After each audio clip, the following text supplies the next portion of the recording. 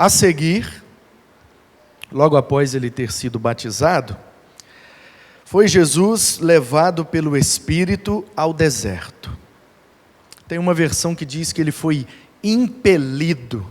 Eu gosto dessa versão porque impelir significa empurrar com força. Então o Espírito de Deus empurrou Jesus para o deserto, para ser tentado pelo diabo. E depois de jejuar 40 dias e 40 noites, teve fome. Então o tentador, aproximando-se, lhe disse: se és filho de Deus, manda que estas pedras se transformem em pães. Jesus, porém, respondeu: está escrito, não só de pão viverá o homem, mas de toda palavra que procede da boca de Deus. Obrigado, Joel. Então, o diabo o levou à cidade santa, Jerusalém, e colocou-o sobre o pináculo do templo, o ponto mais alto, e disse: se és filho de Deus, atira-te abaixo, porque está escrito, aos seus anjos ordenará a teu respeito que te guardem. Ó, o diabo sabe a Bíblia, rapaz. Está citando aqui o Salmo de número 91 para Jesus. Versículos 11 e 12 do Salmo 91 fala exatamente isso. Aos seus anjos ordenará a teu respeito que te guardem, e eles te susterão nas suas mãos para não tropeçares em alguma pedra. Citou o Salmo 91, versículos 11 e 12, dizendo para Jesus: ó, está na palavra de Deus, pode pular que ele vai te segurar. E Jesus respondeu: também está escrito, não tentarás o Senhor teu Deus. Levou-o ainda o diabo a um monte muito alto, mostrou-lhe todos os reinos do mundo e a glória deles, e lhe disse: tudo isto te darei, se prostrado me adorares. Sabe qual é o problema da teologia da prosperidade? É que ela coloca na boca de Deus uma frase que saiu da boca do diabo: tudo te darei, se prostrado me adorares. Não foi Deus quem disse isso. Versículo 10. Então Jesus lhe ordenou: retira-te, Satanás, porque está escrito, ao Senhor teu Deus adorarás, e somente a Ele prestarás culto. Com isto, após ter citado 3 versículos do livro de Deuteronômio, o diabo o deixou, e eis que vieram anjos e o serviram. Amém? Amém. Estamos no mês de novembro, mês da música, mês das artes, mês da adoração, e nós estamos aprendendo com Jesus e suas características peculiares sobre adoração, percebendo que adoração não é somente música, nem é somente aquilo que fazemos aqui dentro, mas principalmente as características que estão presentes na nossa vida diária e no nosso cotidiano. Abrimos a série com o Igor, falando sobre o versículo desse tema, Romanos 11, 36. Porque dele, por ele e para ele são todas as coisas. Por isso que tem tudo a ver com ele. Depois o Fernando deu sequência, falando sobre adoração, mencionando o fato de que Jesus estava na cruz do Calvário, entregando a sua vida ali como uma oferta a Deus, e isso é adoração. É você entregar a Deus uma oferta, algo que só você pode dar, algo que só você pode entregar. E Jesus estava ali dando a sua própria vida, ninguém a tirou, mas Ele mesmo a entregou como uma oferta a Deus para propiciação e perdão dos nossos pecados. E aí ali na cruz ele exclama o primeiro verso do Salmo 22. Eli, Eli, lama sabachthani. Meu Deus, por que me abandonaste? E aí o Fernando expôs então o texto que está em Mateus 27, 46.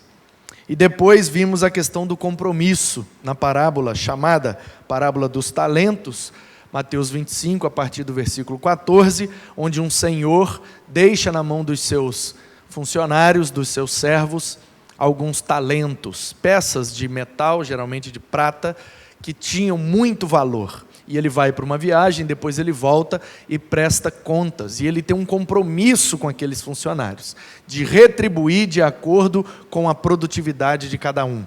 E nós aplicamos isso na ida e na segunda vinda do nosso Senhor, quando Ele então prestará as contas conosco, por tudo aquilo que Ele tem nos confiado, por todas as oportunidades e habilidades. E o que é que vamos devolver para Ele? Porque Ele tem um compromisso conosco. Ele vai retribuir a cada um, conforme a sua produtividade.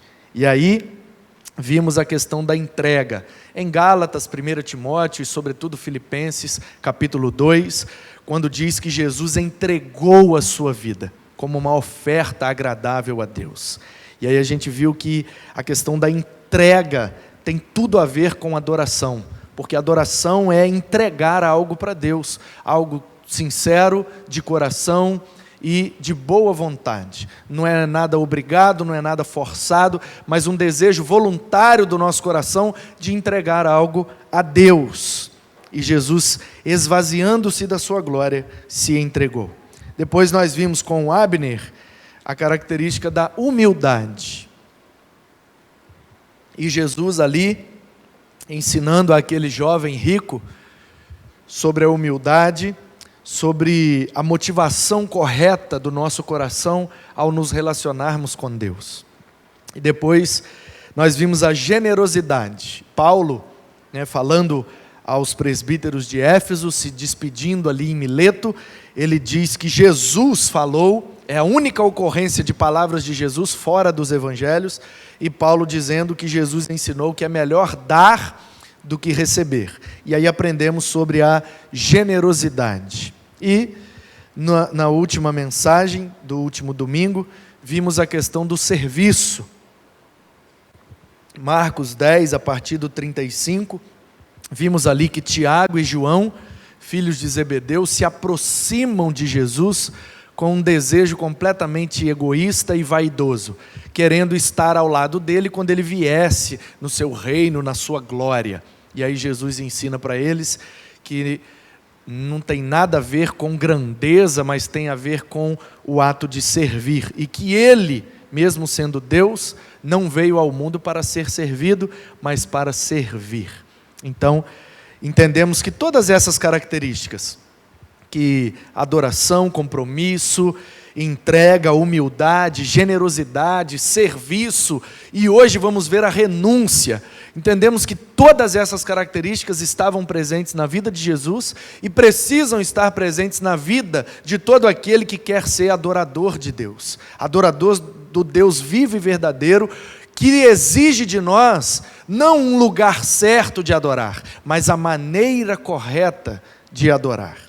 E aí, nesse texto que nós acabamos de ler, diz que Jesus foi batizado pelo seu primo, o que para mim já chama muito a atenção, porque o batismo de João era para arrependimento, para demonstrar publicamente que aquela pessoa estava arrependida de seus atos, de suas atitudes pecaminosas, e ela estava ali então simbolizando por aquele mergulho, aquele banho, que ela deseja ser lavada por Deus dos seus pecados, porque ela está arrependida. É um batismo que simboliza arrependimento. E Jesus chega às margens do Jordão e deseja ser batizado pelo seu primo, ao que ele exclama com toda razão: quem sou eu para te batizar, meu primo? Você é o Cordeiro de Deus, você é o Filho de Deus, você é o Emanuel, você é Jesus o Salvador, e eu sou apenas aquele que veio à frente para preparar o seu caminho. Quem sou eu para te batizar? Eu não sou digno nem de desamarrar a sandália do seu pé. E aí Jesus diz: convém que se cumpra toda a justiça.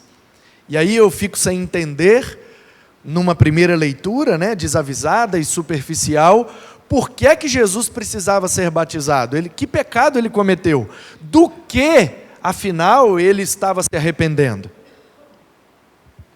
E aí a gente vai pesquisar, estudar e ver uma possível resposta para essa indagação.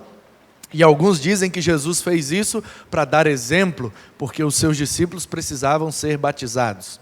Ok, mas eu prefiro aquela resposta mais profunda e até mais espiritual, de que Jesus foi apenas um líder, dando exemplo aos seus liderados.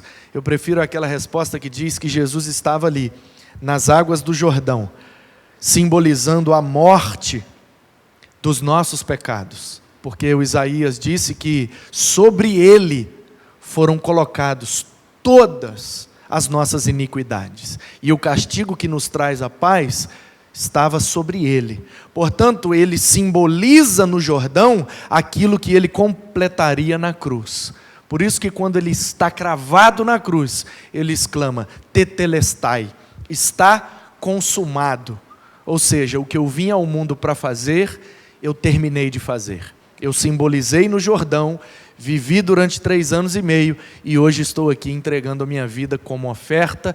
Portanto, o último altar que foi construído nesse planeta foi no Monte da Caveira. A cruz do Calvário é o último altar, porque agora nós não precisamos mais sacrificar nenhum animal, matar nenhum bicho, derramar nenhum sangue, simplesmente pela fé no que o Cordeiro de Deus fez, e pela sua morte, pelo seu sacrifício, espiritualmente, pela graça de Deus e mediante a fé nesse evento, nós alcançamos o perdão.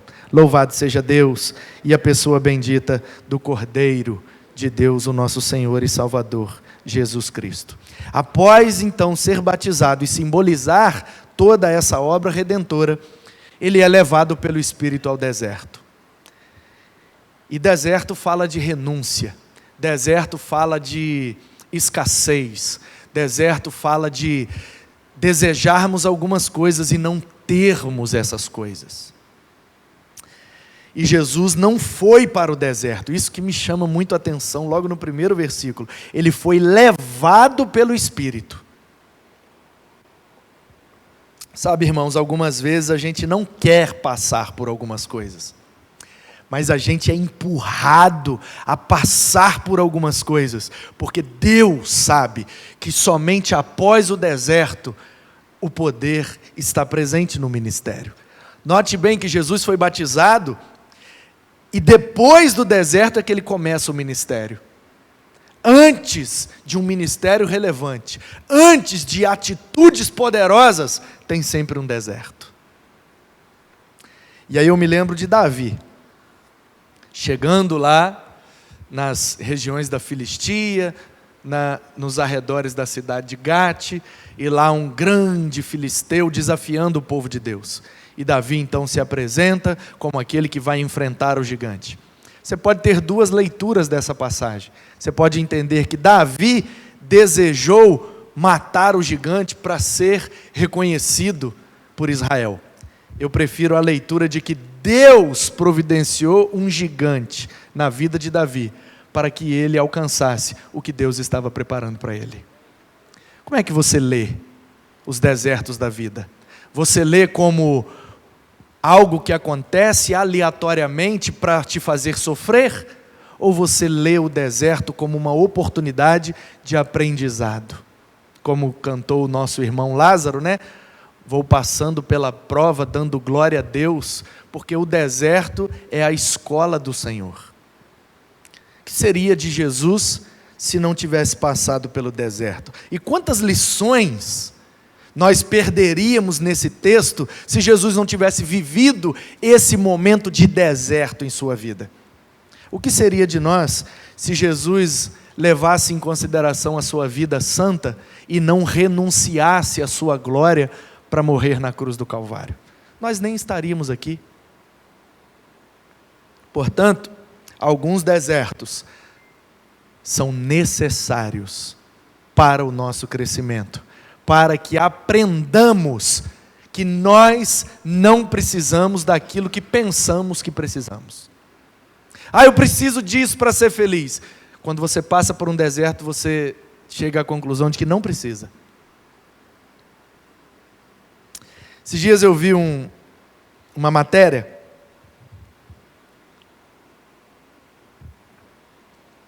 que algumas pessoas foram levadas para um lugar onde elas tinham falta de quase tudo que tinham em casa. Não tinham água encanada, não tinham luz elétrica, não tinham quase nada. E depois foram devolvidas às suas casas. E aí foi feita entrevista com essas pessoas de o que elas estavam percebendo. E aí uma das moças respondeu o que me chamou muita atenção. Ela disse: eu nunca tinha dado valor à energia elétrica e aquele ato de apertar o interruptor e acender a luz. Só depois que eu fiquei esse tempo lá, nesse mato, nessa fazenda, sem energia elétrica, que eu passei a valorizar a energia elétrica. Eu achava a conta de luz muito cara, hoje eu acho muito barato, porque eu sei o valor que tem eu apertar um botão e acender a luz. Se você assistiu aquele filme O Náufrago, filme genial, do personagem principal é feito pelo ator Tom Hanks, onde ele cai num acidente de avião, no mar, vai parar numa ilha, e ele está sozinho naquela ilha. Depois ele acha uma bola de vôlei, a quem ele apelida carinhosamente de Wilson, e é o único companheiro que ele tem durante toda aquela jornada naquela ilha. E ele então se aventura em várias tentativas de fugir da ilha, não consegue, por fim ele é resgatado e trazido de volta ao seu mundo, ao seu habitat natural. E eles fazem então um jantar de recepção, e os familiares, os amigos, os parentes da companhia, da empresa onde ele trabalhava, que é como se fosse os Correios daqui do Brasil, FedEx lá dos Estados Unidos. E aí está todo mundo ali para recebê-lo, e tem uma mesa lotada de comida, e tem um isqueiro. E ele entra na recepção, olha aquela mesa lotada de comida, e aí ele olha para a comida, e o que a gente conclui assistindo o filme é que ele está lembrando da dificuldade que era conseguir comida na ilha. E de repente ele pega o isqueiro, e para mim é a cena principal do filme, ele acende o isqueiro, tchaf, tchaf, e vê como é fácil acender uma chama de fogo. E aí ele se lembra que ele furou as mãos tentando fazer fogo de forma natural na ilha. E aquela cena do isqueiro, aquilo é genial. A facilidade que é fazer uma chama com isqueiro, e às vezes a gente não valoriza isso.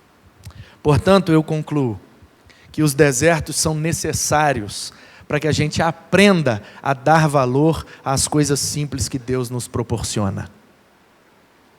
Acho que você não ouviu. Os desertos são necessários na nossa vida para que possamos aprender a dar valor às coisas simples que Deus nos proporciona. E aí o texto me diz, em primeiro lugar, que quando a gente está disposto a viver uma vida de renúncia para sermos adoradores, primeira coisa que a gente vai enfrentar é deserto e tentação. Deserto e tentação. A seguir foi levado para o deserto para ser tentado. Se você quer viver uma vida de renúncia e não sente que em algum momento da sua vida você vai sentir vontade de ter uma coisa, de fazer aquilo, mas você não tem como fazer, e vem a tentação de voltar a fazer, então você não está vivendo uma vida de renúncia correta. Porque se você tem vivido uma vida de renúncia para a glória de Deus, isso aqui não é bom para a minha vida, isso não é saudável, isso eu não devo consumir, praticar e experimentar. E aí você renuncia essas coisas que te prejudicam para se aproximar mais de Deus, para ser um adorador de forma mais plena.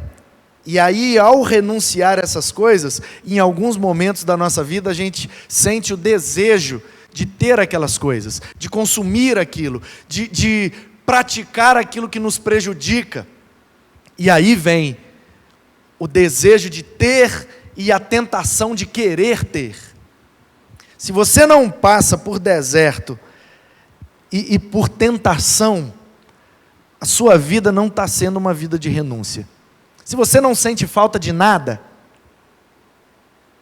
se você vive a sua vida com Deus e não sente falta de nada, você não está renunciando. Nada. Porque a vida com Deus é sentir falta das coisas. Jesus estava lá e não tinha comida nem bebida, só areia. Areia, deserto, areia, pedra e mais nada. 40 dias, 40 noites. Será que Jesus não sentiu desejo de comer? Desejo de beber água? Ele teve que renunciar a esse desejo, porque ele sabia que ele precisava se fortalecer espiritualmente para enfrentar o ministério que estava preparado para ele, porque não seria moleza. Aqueles 3 anos e meio intensos que ele viveu com Deus, ele precisava de uma preparação. Portanto, ele renunciou. Ele renunciou. Estou com vontade de comer, mas não vou comer. Vontade de beber água, mas não vou beber água. Jesus teria poder, como propôs o diabo, de transformar pedras em pães? Teria. Mas ele renunciou ao desejo de comer um pão. Por quê? Porque nem só de pão vive o homem. Sabe, irmão? Aquele negócio que você sente desejo e acha que não consegue viver sem aquilo, experimente renunciar isso para a glória de Deus, para santificar a sua vida, e depois de um tempo você vai ver, nem só de Coca-Cola vive um pastor. Tem 2 anos e meio que eu não boto uma gota de coca na boca, você acredita? Eu sinto vontade? Claro. Todo almoço e toda janta. Todo churrasco. Comer churrasco com suco de caju, irmão, não é de Deus, não. Você é doido, rapaz. Tem nada a ver uma lasanha com... Não, tem que ter a coca. Mas eu bebo água com gás, eu bebo suco de caju, eu bebo minha água tônica, eu bebo meu sal de fruta, eu dou um jeito. Mas coca eu não boto mais na boca. E aí, sabe o que é que eu descobri? Que dá para viver sem coca. Dá para viver. Nos primeiros dias foi difícil.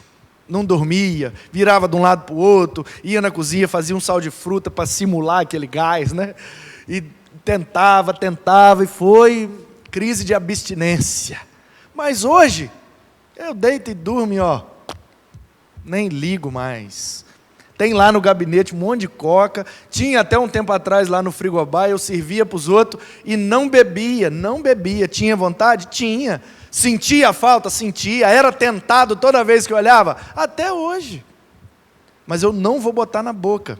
Por quê? Porque o meu desejo de agradar a Deus precisa ser maior do que o meu desejo de beber Coca-Cola. Eu não sei qual é a sua Coca-Cola, meu irmão.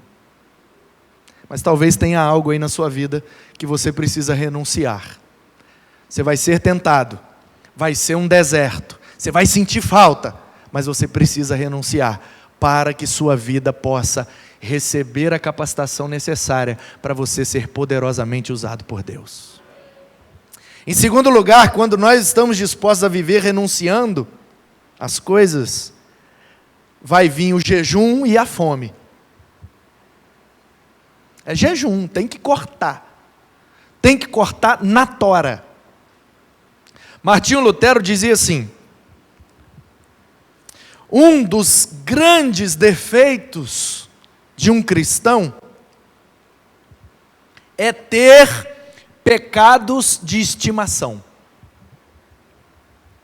Porque é verdade que nós temos algumas coisas nas nossas vidas que a gente sabe que está errado, a gente sabe que prejudica, a gente sabe que trava, que agarra, que torna a nossa vida mais difícil, como num deserto.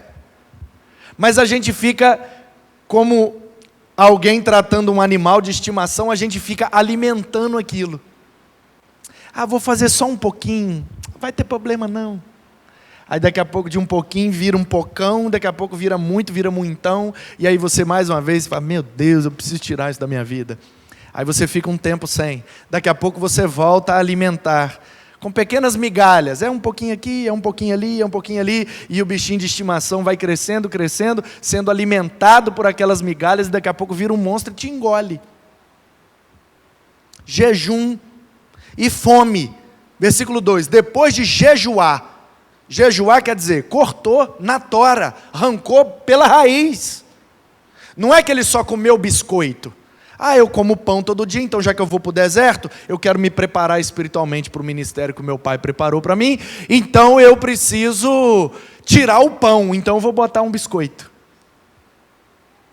E a gente faz isso, a gente quer tirar aquilo que prejudica, e às vezes coloca uma coisa que prejudica menos.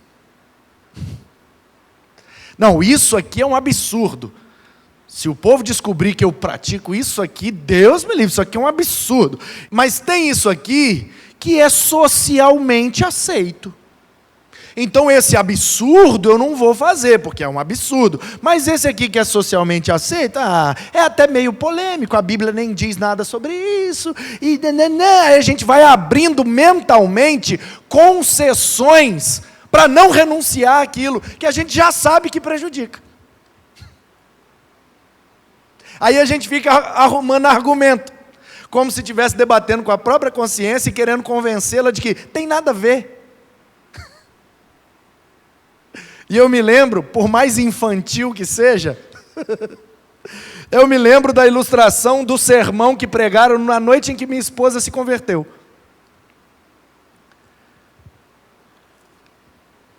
Me lembro como se fosse hoje.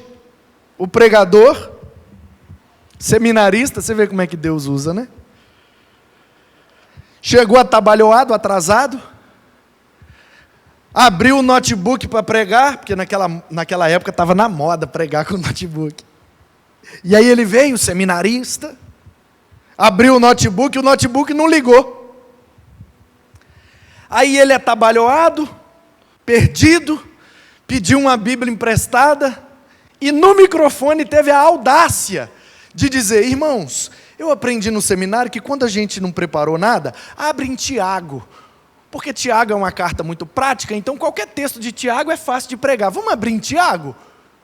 Aí eu do primeiro banco olhei para ele e falei, não, ele não está fazendo isso não, ele não está fazendo isso não, peraí. Aí eu olhei para o lado, olhei para o outro, falei, o que é isso? Eu precisava de um pregador bang. A minha esposa está aqui em frangalhos, hoje é a noite que ela vai se converter, e esse cara, em vez de pregar com poder e autoridade, ele manda abrir em Tiago, que ele não sabe nem o que ele vai falar. Aí o cara abriu em Tiago, leu lá um versículo, e sem pé nem cabeça, ele introduziu a mensagem da seguinte maneira: no inferno tem vários demônios, e sabe qual é o demônio mais perigoso do inferno? Ele tem um nome. O nome dele é nada a ver. Aí eu olhei assim e falei, não, ele não está fazendo isso não. Irmãos, tem um demônio chamado nada a ver. E toda vez que você sabe que não pode fazer uma coisa, mas você faz, e lá dentro você pensa assim, nada a ver, é esse demônio que está agindo na sua vida. Eu olhei e pensei, ele não está fazendo isso não. E de repente eu olhei para o lado, e minha esposa estava se debulhando em lágrimas. E ele falou mais uma meia dúzia de coisas, sem pé nem cabeça, e disse assim, tem alguém que quer aceitar Jesus? A minha esposa levantou, foi lá na frente, ajoelhada, chorando, e entregou a vida para Jesus. Na Bíblia diz que Deus usou uma mula, né? De vez em quando usa uns cavalos também. Gente, o que é que foi aquilo? Entendi nada. Nada. Pastor, então o senhor era casado, a sua esposa ainda não era Crente, não, ela era crente, ela era membro da igreja, ela era inclusive líder do ministério de recepção, mas não era convertida, entendeu, irmão? Porque o rol de membros não é o livro da vida. Então assim, eu casei com uma menina que tinha um nome no rol de membros, mas não tinha um nome escrito no livro da vida. Naquela noite, ela se conscientizou de que o nome dela estava escrito no livro da vida, aceitou essa verdade e aceitou Jesus com a sua palavra, assenhorando a sua vida. Uma coisa é uma coisa, outra coisa é outra coisa. Você entendeu? Diz amém. Ok. Quem falou aleluia? Alguém falou aleluia. Você, meu amor. Que bênção. Toda vez que eles falarem amém, você grita aleluia, tá? Pode ser? Viu? Depois não diz que da boca das crianças vem o perfeito louvor. Jejum e fome. Depois de jejuar 40 dias e 40 noites, teve fome. Se a nossa vida é uma vida de renúncia, de vez em quando a gente vai sentir fome de algumas coisas. Que a nossa natureza pecaminosa diz para a gente que é bom e dá prazer. Mas nós precisamos ser firmes, resolutos, como diz a Bíblia no livro de Daniel. E decidiu firmemente Daniel em seu coração não se contaminar com as iguarias do rei. Enquanto todo mundo achava que comer carne de porco e beber vinho era o que daria prazer, Daniel ficou só nos legumes. Mas um tempo depois, quando o supervisor veio, Daniel era o jovem que estava mais bonito, mais forte, mais corado e apresentava mais lucidez ao responder às questões. Por isso foi escolhido para trabalhar no palácio. O problema é que a gente acha que a gente não consegue viver e que a gente não vai progredir. Não, é porque na minha área, na minha profissão, na minha escola, na minha família, no meu ambiente de convivência, todo mundo se dá bem fazendo isso. Se eu não fizer, eu não vou me dar bem. Pura ilusão. Daniel não fez o que todo mundo fazia e no final quem se deu bem foi Daniel. Não caia nessa ilusão, meu irmão, porque ela é diabólica. E aí a terceira coisa que acontece com quem vive uma vida de renúncia é a tentação através das dúvidas. Confere comigo o versículo 3. Então o tentador, aproximando-lhe, disse: se és filho de Deus, mande que essas pedras se transformem em pão. Olha a dúvida que o diabo está tentando botar na cabeça de Jesus. Se és filho de Deus, será que é mesmo? E aí a gente precisa voltar, como diz o McAllister. Tudo na Bíblia tem a lei da primeira referência. Qual foi a primeira vez na Bíblia que apareceu o ato de pecar e a tentação? Gênesis 3. Ok, então vamos para a primeira referência e vamos ver se essa verdade está correta conforme as Escrituras. Eva estava lá no paraíso. De todas as árvores podia comer, só daquela que não. A árvore do conhecimento do bem e do mal. Tinha maçã lá não, tá? Tem gente que diz que é coco, porque o texto diz que ela tomou e comeu. E a única fruta que dá para tomar e comer é coco. Nada a ver. Tá vendo? É o diabo atuando, aquele demônio lá, não dá nada a ver. Aí apareceu uma serpente. E a serpente falava, o que já deveria chamar a atenção de Eva, de que alguma coisa não está correto. E a serpente faz uma pergunta para ela. Gênesis 3. Aqui, deixa eu te perguntar, não pode comer de nenhuma? Não, pode, só não pode dessa. Mas por quê? Não, porque Deus falou que não pode. Que é isso, menina? Será que se você comer, não é que você vai se tornar igual a Deus? Porque aí você vai conhecer o bem e o mal. Você vai se tornar igual a Deus. Nada a ver, menina, come. Sempre que vivemos uma vida de renúncia, o diabo, ele só tem essa estratégia, gente. Você pode ler a Bíblia de capa a capa. Toda vez que ele aparece para tentar um servo, um filho de Deus, ele usa a estratégia da dúvida. Toda vez. Mas será que você vai conseguir pagar as contas em dia? Mas será que você vai... Mas será? E aí começam as interrogações. Mas como é que vai ser minha vida? Mas como é que não sei o quê? Mas como é que não sei o que lá, não sei o que lá? Mas não sei o quê. Eu me lembro.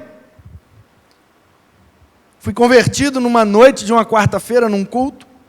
Na quinta pela manhã eu estava na aula, na sala de aula, na hora do recreio, evangelizando um amigo ao lado, seu nome Dimitri. E eu não fui para o recreio, exatamente para ter uma vida de renúncia, que eu sabia que se eu fosse para o recreio ia dar problema. Eu ia querer jogar bola, eu ia querer ir para o banheiro, e a turma do fundão ia me arrastar, e eu ia ser impelido àquelas práticas que eu estava agora, horas após a conversão, disposto a renunciar. E aí eu fiquei dentro da sala, para não sair, para não correr o risco. E sentei na primeira carteira, do lado do Dimitri. E a turma do fundão lá atrás, qual é, pai? Jogando bolinha de chiclete na minha cabeça, e aviãozinho, e foram lá, me pegaram com cadeira e tudo, me levaram lá para trás. Eu, não, galera, valeu, estou bem. E voltei para frente. E aí, na hora da saída, eu fui saindo, e dois amigos, das práticas, chegaram do meu lado e falaram assim: ô velho, o que está acontecendo com você? Que bicho que te mordeu? Eu falei: não, é porque agora eu sou batista. E realmente, eu fui daqueles que primeiro foi batista para depois ser crente. Conhece gente assim? Tem uns que parou no batista, né? Não virou crente, não. Mas eu, graças a Deus, pulei de nível. E aí um amigo virou e falou assim: como é que vai ser sua vida agora? Você não vai poder mais ir no baile? Você não vai poder mais jogar bola? Você não vai poder mais andar de skate? Você não vai poder mais ficar com ninguém? E aí começou aquele monte de pergunta. E cada pergunta que ele fazia, na minha cabeça fervia mais, que eu fiquei pensando: ih, rapaz, não pensei nisso não, hein? Ih, rapaz, é mesmo, hein? E eu falava: não vou. Mas você não vai nem beijar na boca. Não vou. Mas você não vai... Os caras riam, zoavam, aquela coisa de adolescente. E eu fui respondendo com a boca: não vou, mas na cabeça pensando: e agora? Não pensei nisso. Ontem, quando eu chorei lá e falei sim para aquele velho lá na igreja, eu não pensei nesse monte de coisa que eu ia ter que deixar. Aí eu fui para casa, almocei, fiquei assistindo o video show Miguel Falabella e pensando: meu Deus, o que vai ser da minha vida agora? E agora eu não vou poder fazer mais nada. Acabei com a minha vida, o que eu fiz? Aí eu fiquei pensando: será que ainda dá tempo de desconverter? Aí eu pensei: não, mas eu tenho que ter palavra, que eu sou sujeito homem. Eu disse lá na escola que eu sou sujeito homem, que eu não vou fazer. Então, se eu voltar a fazer, eu vou voltar atrás na minha palavra. E eu não posso. E aí eu comecei a entrar em crise. Como é que eu ia resolver aquilo? Fui lá e marquei. O gabinete está escrito aqui: clínica pastoral. Quanto é que custa? Aí a secretária, vó da Nádia, né? Não, meu filho, é de graça. Eu falei: é de graça? Então marca para mim até o final do ano. E aí toda terça-feira eu ia lá 2h da tarde. Primeira pergunta que eu fiz para o pastor Nilson: pastor, como é que vai ser da minha vida agora? Eu sou batista, mas eu não vou poder fazer mais nada. E ele falou: você está caindo no mesmo engodo que Eva caiu lá no paraíso. Abriu a Bíblia comigo em Gênesis 3 e me mostrou que a estratégia do diabo é minimizar o que pode e maximizar o que não pode. E aí ele me fez uma pergunta: Manu, quantas árvores frutíferas devia ter no paraíso? Um jardim plantado num lugar chamado Éden, que era regado pelos 4 grandes rios daquele tempo: Tigre, Eufrates, Gion e Pison. Aqui em Volta Redonda nós temos um rio só, meu filho, o Rio Paraíba, que é infinitamente menor do que o menor rio daqueles 4. Se aqui na beira do rio a gente tem goiaba, tem banana, tem manga, tem... Quantas frutas não tinha lá no Éden? E eu falei: pastor, era muita fruta, né? Aí ele falou: então, meu filho, tinha muito mais que podia comer do que o que não podia. O problema é que o diabo está botando na sua mente que o que importa é o que não pode, porque existe essa verdade: o que é proibido é mais gostoso. Isso não é um versículo bíblico, isso é uma falácia diabólica. Aí ele falou: vou fazer para você uma lista do que pode. Você pode comer, você pode beber refrigerante, você pode suco, você pode ir na praça, você pode ter amizade, você pode. Fez uma lista enorme do que eu podia como crente. E eu falei, olha, não é que tem um monte de coisa boa, legal, que pode. E esse é o nosso problema. Quando a tentação vem através das dúvidas, a gente se sente perdido e acha que o mais importante é o que não pode. Não é, meu querido. Não é. Isso é estratégia diabólica. E nós precisamos ter convicção em Deus de que há muitas coisas que nós podemos. Nós podemos coxinha, risole, quibe, torta da Cláudia, nós podemos açaí, nós podemos refrigerante, nós podemos suco, nós podemos bolo, nós podemos cantar, divertir, tocar, ir para a praia, e tudo, e retiro, e piscina, e bola, e nós podemos um monte de coisa. Ah, mas eu vou ter que largar a cerveja. Diante dessa infinidade de coisas que pode e que são saudáveis, você quer valorizar a única que vai te prejudicar? Ah, mas eu vou ter que parar de roubar. Ah, mas vou ter que parar de falar mentira. Ai, fofoca não pode mais não. Ai, meu Deus, o que vai ser da minha língua agora? Use essa língua para louvar, pelo amor de Deus. Não é mais importante. Aquilo que é proibido não é mais importante, porque Deus está agindo conosco, não como um estraga-prazeres. Ah, eu podia isso, agora não posso mais que eu sou crente. Ah, eu podia isso, agora não posso mais que eu sou crente. Está vendo? Deus é estraga-prazeres. Ei, você está com a mentalidade equivocada.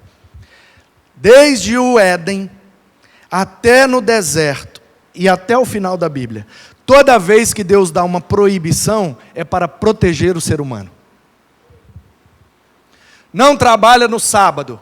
Deus está estragando a produtividade do povo? Não. Deus está aumentando a longevidade do trabalho. Porque se você não descansar, você morre mais cedo. Descanse toda semana e você produz por mais tempo. Então, não poder trabalhar no sábado, não é que Deus quer diminuir a produção do povo. Deus quer aumentar a longevidade da produtividade. Porque sem descanso, pifa mais cedo. Não coma carne de porco. Ah, logo a carne mais gostosa Deus proibiu. Ah, meu Deus, como é que vai ficar meu torresminho? No deserto, né? Por quê? Deserto tinha geladeira, irmãos? Deserto tinha freezer?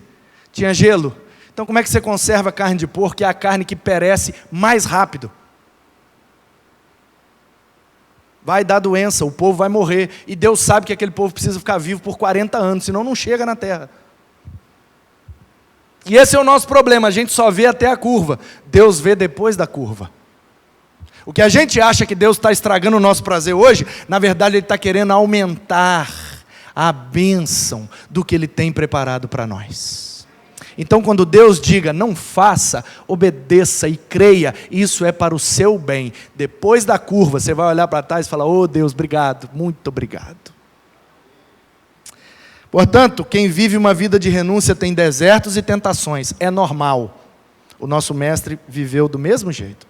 Tem jejum e fome, é normal. Tem tentação e dúvidas, é normal. Agora, o que às vezes não é normal, é ter a Bíblia na ponta da língua. E é aí que muitos de nós sucumbem no deserto. Vou refrescar a sua memória. O diabo chegou para Jesus e falou, ei, você está com fome, né? Claro, eu estou 40 dias aqui sem comer. Claro que eu estou com fome. Então, você é o filho de Deus? Sou, então você tem poder. Aí, ó, olha essas pedras aí, imagina se virasse pão, hein? Olha o tamanhozão desse pão sovado. Olha essa pedrona aí, ó. Manda a pedra virar pão. Aí eu imagino Jesus olhando, esse cara está achando que pode me dar ordem, né? Aí Jesus entra com Deuteronômio, capítulo 8, versículo 3. Nem só de pão vive o homem, rapaz. Vive do que então? De toda palavra que sai da boca de Deus. Porque eu estou com fome no meu estômago, mas minha alma está saciada, porque eu estou assim com o meu Pai. Estou aqui em renúncia para que ele me capacite para o ministério poderoso que ele tem adiante. Aí o diabo, a primeira, né? Tá! Aí o diabo deu uma bambeada. Né? O juiz já queria abrir contagem, ele, não, estou dentro. Aí ele veio com a segunda. Levou Jesus lá no pináculo do templo, né? Pula daí.